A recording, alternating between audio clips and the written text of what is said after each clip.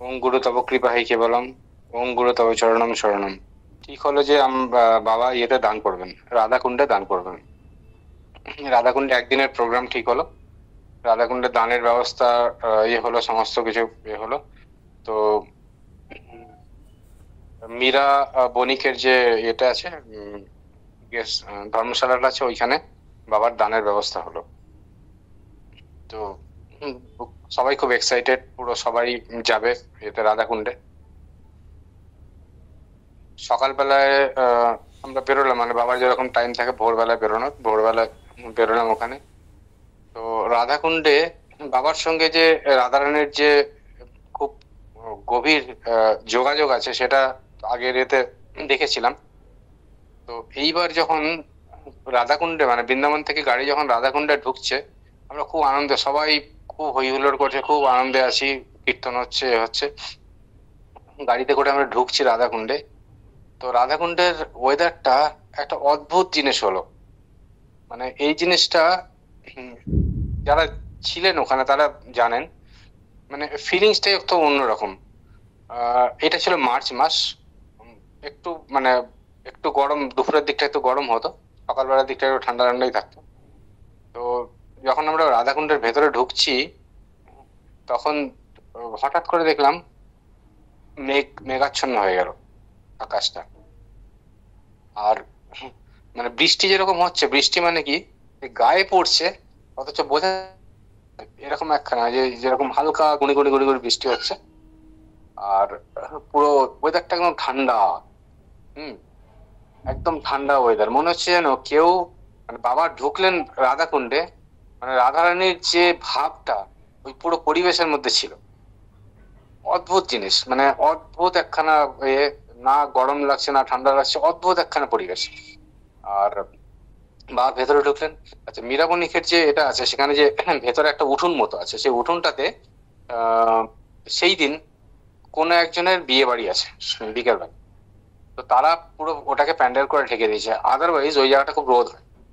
তো ওই জায়গাটা প্যান্ডেল করে ঢাকা আছে, এবং যারা দানের জন্য এসেছিলেন, যে মারা এসেছিলেন, সেই মারাও দানের জন্য বসে পড়েছেন আর কি। তো এত সুন্দর এখানে পরিবেশ, মানে সবকিছু যেন বাবার কন্ট্রোলে আছে। বাবা ঢুকলেন ভেতরে, ভেতরটাও ছাউনি দেওয়া আছে, বাইরের ওয়েদারও এরকম ঠিক হয়ে গেল, দানের জন্য সবাই এসে গেছে। এবং দানটা অসম্ভব ভালো, একদম খুব সুন্দর ভাবে ইয়ে হলো, দানটা হলো। মানে যতক্ষণের মধ্যে আমাদের প্রোগ্রাম ছিল ততক্ষণের মধ্যে দান হয়ে গেল। খুব একটা বেশি, জেনারেলি বৃন্দাবনে অনেক সময় হয় খুব প্রচুর লোকের খবর চলে গেলে ক্যাওস হয় আর কি। সেই ক্যাওস টাওস কিছু ছিল না, খুব সুন্দরভাবে দানটা হয়ে গেল। এবং দানটা হয়ে যাওয়ার পর অদ্ভুত জিনিস, দানটা হয়ে যাওয়ার পর কিন্তু রোদ উঠলো। মানে বৃষ্টিটা, হালকা বৃষ্টিটা কমে গেল। মানে এটা আমার যেটা মনে হয়, এবং আমি যে পুরনো ভক্তদের সঙ্গে কথাবার্তা বলে যেটা আমার হয়েছে, এগুলো হচ্ছে পুষ্প বৃষ্টি বলে বাবার ইয়েতে হয় আর কি। রাধারানীর খুব ইয়ে ছিল বাবার প্রোগ্রামটাতে, মানে বাবাকে রাধারানী স্বাগত করলেন রাধাকুণ্ডে বৃন্দাবন থেকে, এটা আমরা বুঝতে পারলাম। আর এরপরে আহ বাবার একখানা ওখানে একটা বৈষ্ণব সেবা দেওয়ার কথা ছিল বাবার। তো বাবা বললেন যে তোমরা বৈষ্ণব সেবা দেওয়াটা ইয়ে করো। আচ্ছা, আমি হীরামন এরা সব একটা গ্রুপ গিয়ে আমরা বললাম যে আমরা বৈষ্ণবদের সেবা দেবো। তো তো আহ, রাজভোগ রাজভোগ দেবো, মিষ্টির মধ্যে রাজভোগ। তো সকালবেলা গিয়ে বিভিন্ন মিষ্টি দোকানে খুঁজছি, একটা মিষ্টি দোকানে পেলাম 48টা রাজভোগ। 48টা রাজভোগ, 48টা প্লাস 5টা, 53টা রাজভোগ পেয়েছি। কিন্তু আমাদের প্ল্যানে আছে 61 জন মূর্তিকে সেবা দেওয়া হবে।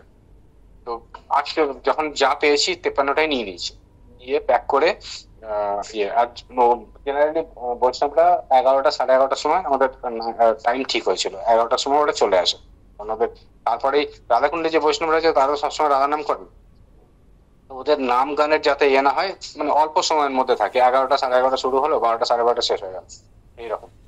তো গানের জন্য এবার আমরা তো 53টা পেয়েছি রাজভোগ গোনা দিয়ে। তারপরে আবার অন্য দোকানে দৌড়েছি যে আর বাকি যে যেটা পাওয়া যায় আরো কিছু নেওয়া যাবে, আর ভক্তদের জন্য নেবো। তো আর কোনো জায়গা পাওয়া যাচ্ছে না, কোনো জায়গায় রাজভোগ পাওয়া যাচ্ছে না। আর আমাদের টাইমও চলে আসছে। আর ভয় হচ্ছে খুব যে বাবা এই দানের জন্য বাবা এত দূর এসছেন এখানে, আর যদি এরকম না হয়, যদি সবাই না পায়, তাহলে তো খুব ইয়ে। মাথায় খুব চিন্তা দৌড়াদৌড়ি হচ্ছে। তো আরেকটা দোকানে অনেক খোঁজাখুঁজির পর একটা দোকানে পাওয়া গেল, সেখানে প্যাকিং হচ্ছে, ততক্ষণে মূর্তিটা বসে গেছে সেবাতে।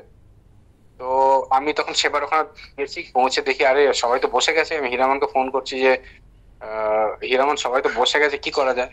বলছি হে ভগবান, এই তো বাবার মানে বাবা আমাদেরকে তো একদম যা বলবেন, খুব চিন্তা হচ্ছে। তো আমি আবার দৌড়েছি ইয়ে করার জন্য, বাকি যে রাজভোগ গুলো নিয়ে আসার জন্য। আর ওখানে যে আশ্রমের যে বৈষ্ণবরা ছিল, ওরাই হচ্ছে দানটা করেন, ওরাই ওখানে দানটা সেবাটা ওনারই ব্যবস্থা করেন। তো 61 জন মূর্তি বসেছেন, সেবা হয়ে গেছে। আমরা রাজভোগ আনতে আনতে সেবা শেষ। হ্যাঁ, মাথায় হাত আমাদের, যে আমরা তো এতগুলো রসগোল্লা তো রাজভোগ তো পেলাম না, সবার তো সেবা হল না। তো ওনাকে কি জিজ্ঞেস করছি ভয় ভয় যে আচ্ছা সবাই কি মিষ্টিটা রাজভোগটা কি কম পড়লো? রাজভোগে কত কত কটা ইয়ে হলো, কতগুলো কম আছে? বলছে না সব হয়ে গেছে।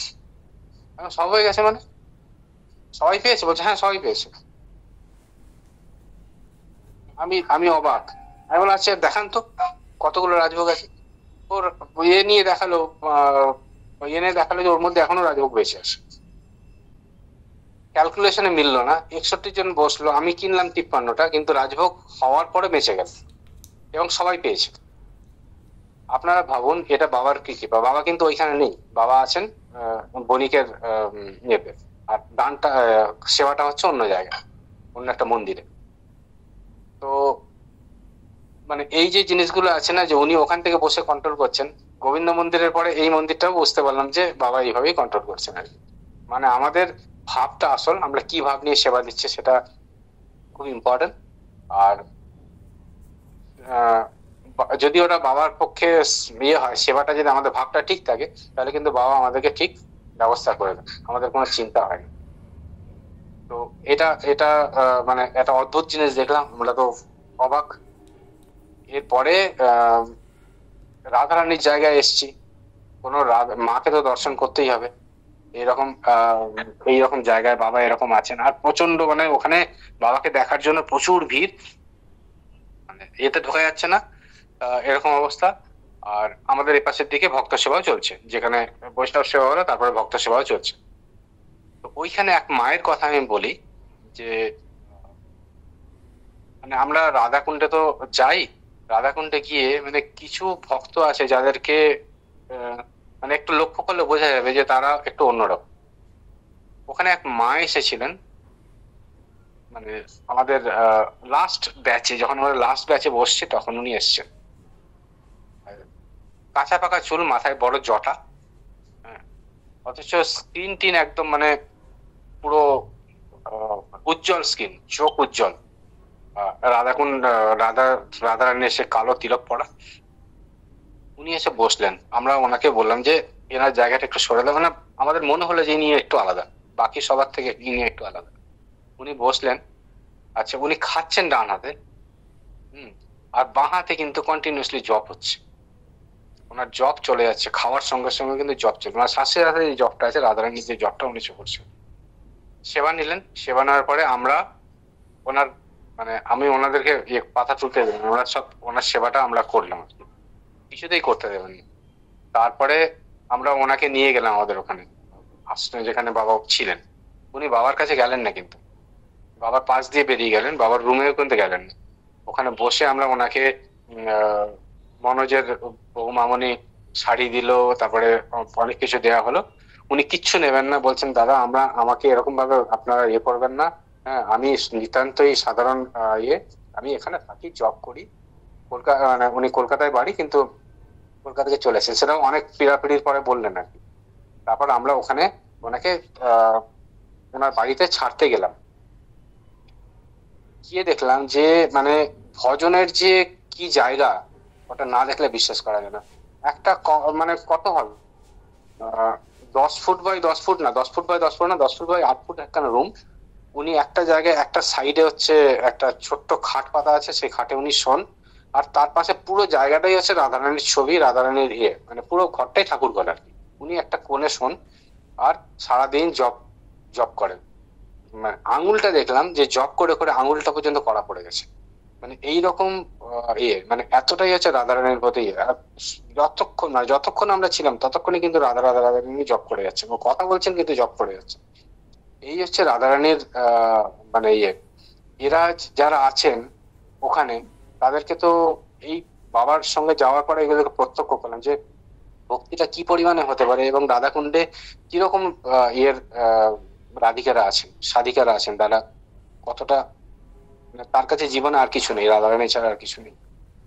তো এটা উম, এই এক্সপিরিয়েন্সটা হলো, আমরা ফেরত এলাম তারপরে, মানে খুব সুন্দর ভাবে এটা হলো, সমস্ত জিনিস একদম যেন মনে হলো যেন বাবা সাজিয়ে রেখেছেন জিনিসগুলো, যে এইভাবে এইভাবে করবে, এইভাবে হলো, এবং খুব সন্তুষ্ট ছিলেন ওই দান ওই ইয়েটার পরে।